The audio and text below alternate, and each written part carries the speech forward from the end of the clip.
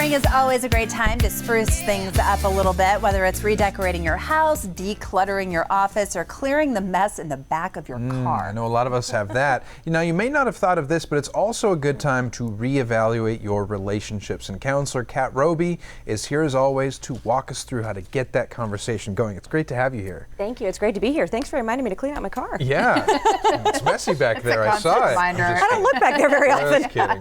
So same thing with relationship. I don't look back there very often. And a lot of people don't, and that's just it. You have to unpack everything that's maybe been festering, right? Including keeping things over the head of the other person, like keeping score, maybe keeping a grudge, right? How do we wipe the slate clean? Well, that's the thing, is how often are you doing it? Because if you're checking on or you're keeping that score, it means that you are being very conditional with your love. So when we put that on there, people go, wait, I don't have conditional love for my partner. But you do. Except that, you're making sure you're noting every single thing that they do wrong so that you can bring it up later because they don't get it right. And if you're not feeling the way that you want to in the relationship, you can blame that. And there's all kinds of ways that people really take that. So being able to just wipe that slate clean and recognize when you're doing it is the first step, right? Right. Like instead of talking about you didn't take the garbage out, like, you know what, sometimes I don't take it out, or I could ask you nicer, or I could say thank you for the 15 other things that you do around the house that maybe I didn't ask you to do.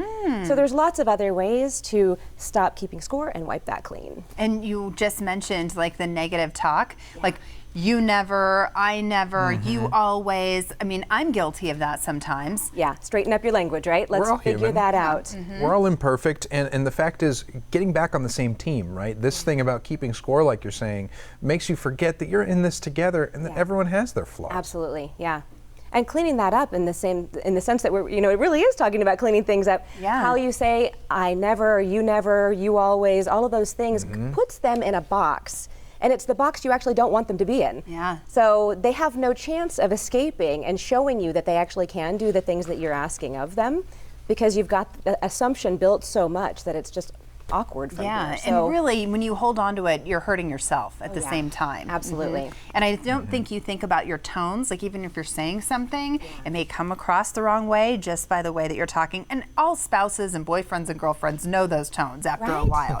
They know what's behind that whole thing. If you're not paying attention to it on your own, you're not going to go back and clean that up. Yeah, that's like being honest with yourself too. Exactly. So deep cleaning, you say start disinfecting. Yeah, well there's two layers of this, because there's like the things that you might be holding on to in your current relationship that they've done that you need to let go of, but then there's these deep cleaning kind of sanitizing area where maybe previous relationships or something that happened to you when you were growing up that's kind of lodged in there in a way that you're not available to your partner. Traumas.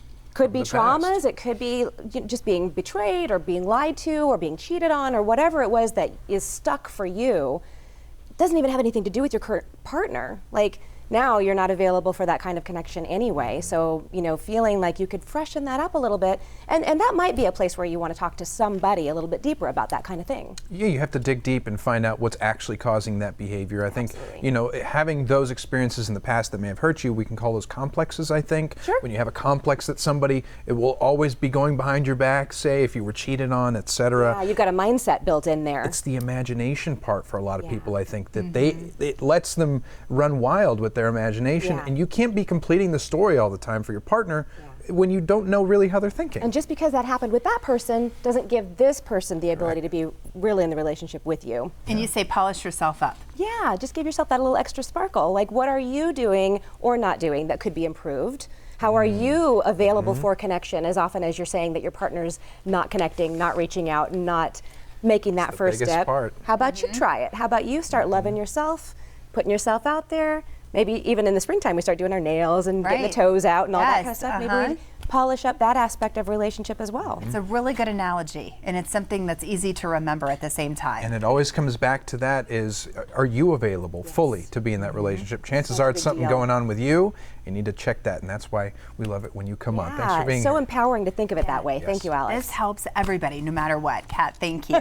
If you're interested in professional advice, you can give Kat Roby a call at 520-906-3392, or you can visit robycounseling.com.